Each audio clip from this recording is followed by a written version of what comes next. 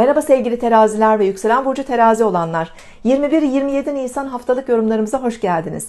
Sevgili teraziler, güneş artık boğa burcunda parlıyor ve bahar mevsimini daha güçlü bir şekilde hissetmeye başlayacağız. Ve hafta genelinde ay ışığını yavaş yavaş azaltırken, kapatırken yeni aya da hazırlanıyoruz bu hafta.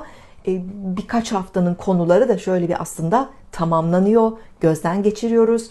Önemli kararlar da verilebilir haftanın genelinde. Pazartesi, salı günü ay kova burcunda olacak. Sosyal anlamda gökyüzü sizi destekliyor olacak. Biraz daha duygusal ilişkiler, çocuklarla ilgili bazı konularınız, aşk hayatınız, kişisel kararlarınız, girişimleriniz ve tabii ki para konuları. Bu hafta düşünmeniz gereken, karar vermeniz gereken önemli kavramlar olabilir.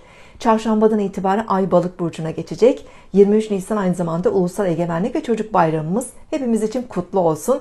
Ve Ay Balık burcunda ilerler.